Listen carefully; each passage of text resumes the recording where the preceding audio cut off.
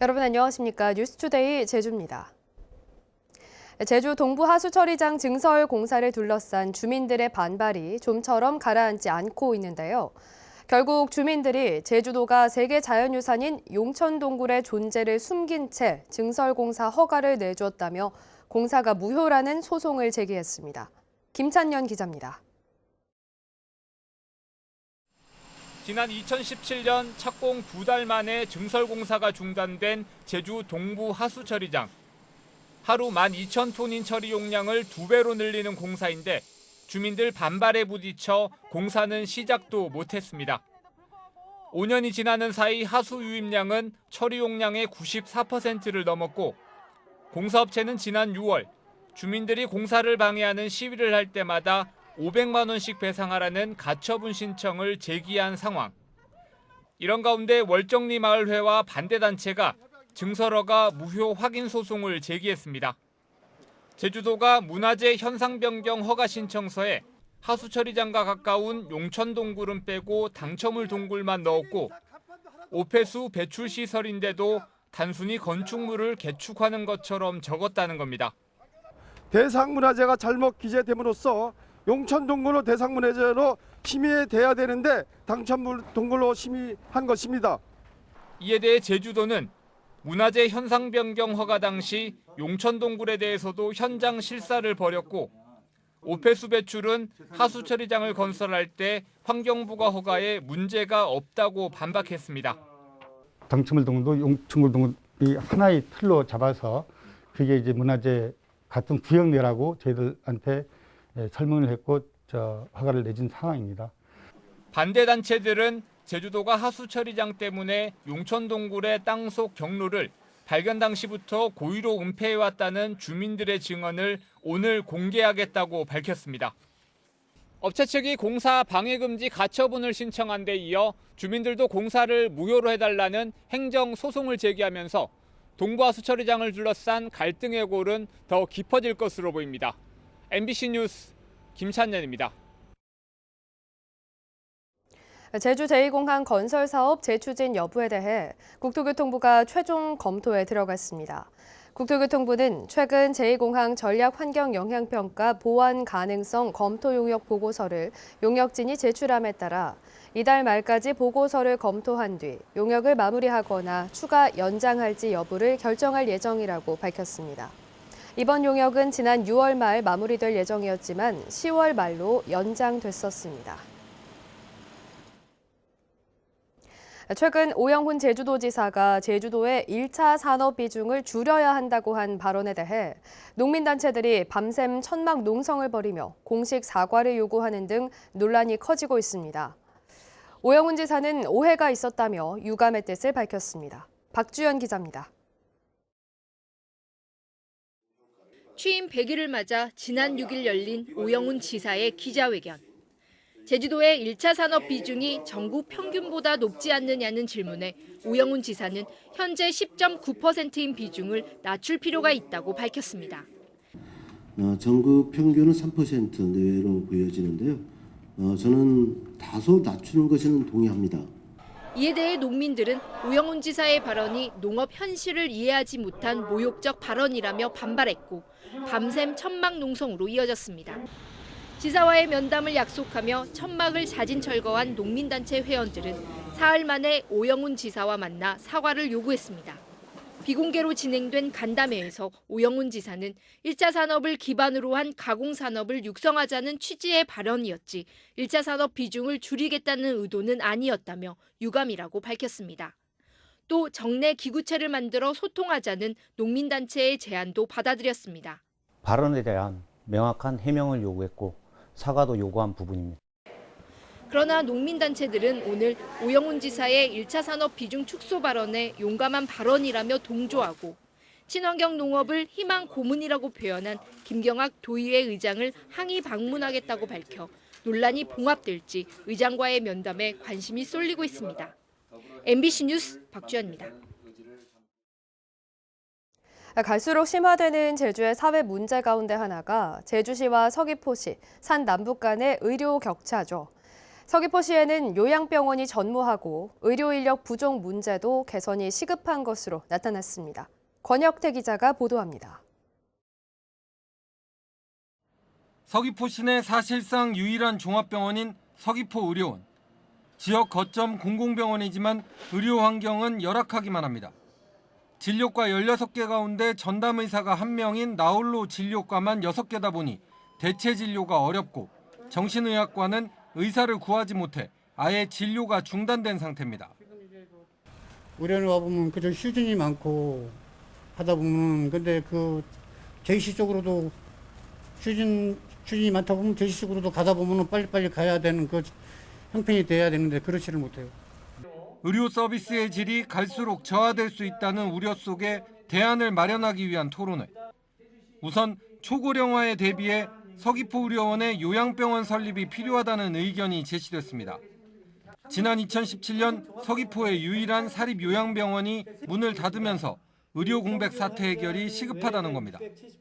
초고령 사회 대비 서귀포의 노인 요양병원이 부재합니다. 그래서 전체 서귀포 수요의 50%를 감당하기 위해서는 300병상의 요양병상 증축이 필요하고요.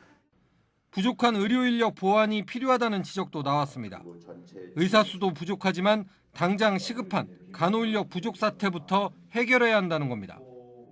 실제로 제주시와 서귀포시의 의료 인력을 비교해 보면 평균 4대 1의 차이를 보이고 있지만 간호사는 6대 1이 넘는 차이를 보이고 있습니다.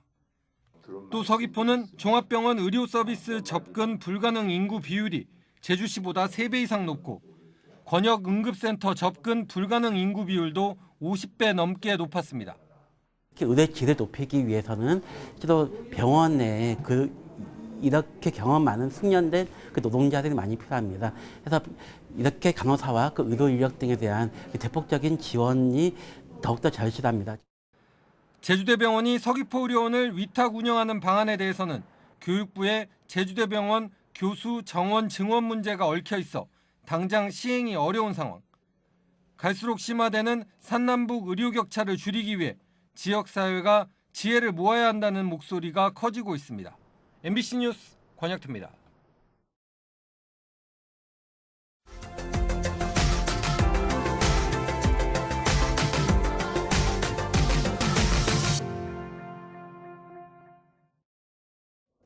경남 울주군이 영남 알프스 케이블카 사업 실시 협약을 맺고 본격적인 사업 추진에 나섰습니다. 환경 영향평가의 벽을 넘지 못해 무산됐던 케이블카 사업이 재추진되자 이번에도 환경단체가 당장 반발을 하고 나섰습니다. 울산 MBC 이도눅 기자입니다. 영남 알프스 케이블카 사업이 다시 출발선에 섰습니다.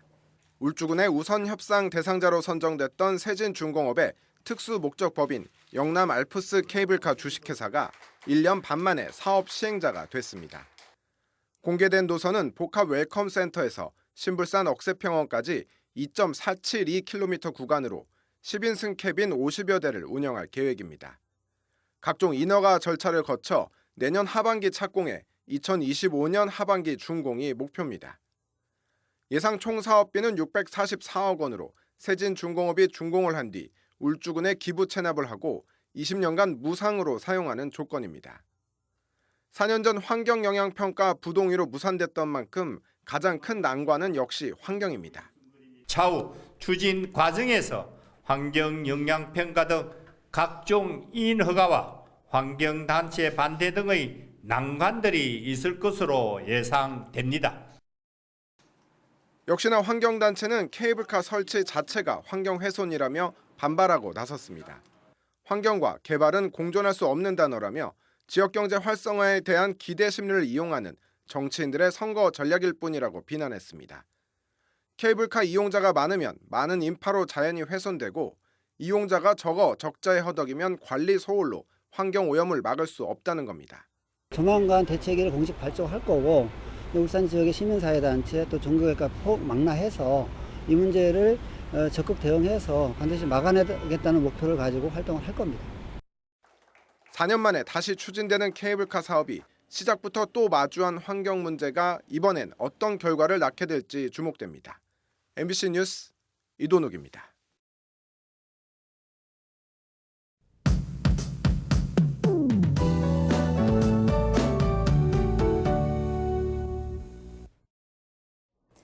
오늘 아침은 쌀쌀함을 넘어 춥습니다. 찬 대륙 고기압의 영향으로 하늘은 맑게 드러났는데요. 북풍을 타고 찬 공기가 강하게 밀려들면서 내륙 곳곳은 올가을 들어 첫 한파주의보가 발효됐습니다. 현재 한파특보가 발효 중인 내륙 지역 높은 상공에는 영하 21도 안팎의 찬 공기가 머물고 있고요. 제주도는 영하 11도 안팎의 찬 공기가 내려왔습니다. 오늘 아침 최저 기온 어제보다 4도에서 7도가량 떨어졌습니다. 낮 기온도 16도에 그치면서 예년 기온을 밑돌아 쌀쌀하겠습니다. 찬바람이 강해서 제주는 현재 체감 온도가 10도 안팎을 보이고 있는데요. 오늘도 든든하게 챙겨 입으시기 바랍니다. 당분간 하늘은 쾌청하겠지만 하늘이 맑은 만큼 일교차는 큽니다. 낮 동안 햇볕이 들면서 복사 냉각이 더 활발해서요. 낮과 밤의 기온차가 더 크게 벌어지겠습니다. 이번 반짝 추위는 목요일 아침까지 이어지겠는데요. 목요일 낮부터는 서쪽에서 따뜻한 공기가 유입되면서 다시 온화해지겠습니다. 아침 현재 기온 보시겠습니다. 남부와 동부 지역 12도, 북부 지역 13도, 산지는 5도를 보이고 있는데요. 체감 온도는 이보다 2, 3도가량 낮습니다. 한라산 높은 산지에는 기온이 영하로 떨어지면서 서리가 내릴 가능성도 있겠습니다. 오늘 낮 최고 기온 보시면 북부와 동부 지역 16도에 그치겠고요. 서부 지역 15도, 산지는 9도 안팎이 예상됩니다. 도서 지역도 하늘은 맑겠지만 낮 기온은 16도 안팎에 그치겠습니다. 바다의 물결은 오늘도 최대 4m까지 매우 높게 일겠는데요. 제주 남부 앞바다를 제외한 제주 전해상에 풍랑주의보가 발효 중입니다. 제주 앞바다와 남해서부 먼바다는 오늘 중에 풍랑특보가 해제되겠고요. 제주 남쪽 먼바다는 내일까지 특보가 이어지겠습니다. 반짝 추위가 이어지지만 추운 만큼 단풍은 더 곱게 물들어서요. 가을색이 짙어지겠고요. 목요일부터는 추위가 풀리면서 낮 기온 20도까지 올라가겠습니다. 다가오는 주말에도 맑고 온화한 날씨가 예상됩니다. 기상정보였습니다. 마라도 앞 바다에서 어선이 전복돼 해경이 구조 작업을 벌이고 있습니다. 오늘 새벽 3시 10분쯤 서귀포시 마라도 남서쪽 7km 해상에서 서귀포 선적 29톤급 근해 연승 어선이 전복돼 해경 경비함정이 수색에 나섰습니다.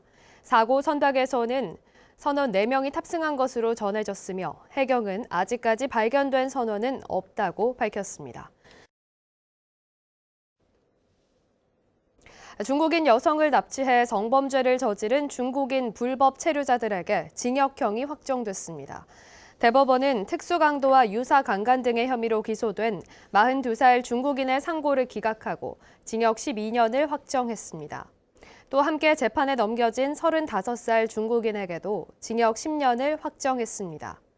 이들은 지난해 9월 출근하던 중국인 여성에게 법무부 직원을 가장해 접근한 뒤 승합차로 납치해 폭행과 성범죄 등을 저지른 혐의로 기소됐습니다. 방류수 수질 기준을 초과한 골프장과 숙박시설 등 2곳이 고발 조치됩니다. 제주시는 개선 명령과 과태료 부과 처분이 내려졌는데도 여전히 방류수 수질 기준치를 초과한 골프장과 숙박시설 2곳을 사법당국에 고발할 계획이라고 밝혔습니다.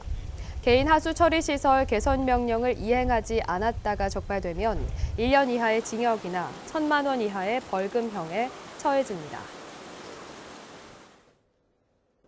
제주 지역 노인학대 신고와 상담 건수가 늘었습니다. 제주도에 따르면 지난해 노인학대 신고 건수는 618건으로 재작년보다 43% 증가했고 상담 횟수도 2,800여 건으로 갑절 늘었습니다. 제주도는 노인학대 예방 교육과 홍보를 확대하고 노인학대 행위자에 대한 사후 관리를 강화할 계획입니다. 국내 최대 규모인 서울 롯데월드 아쿠아리움에 제주 어류 특별전이 열려 눈길을 끌고 있습니다.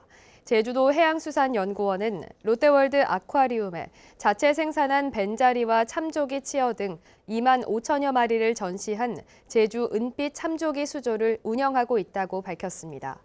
이번 전시는 제주 특산 어류 보전을 위해 제주도와 롯데월드가 지난해 체결한 업무 협약으로 마련됐습니다.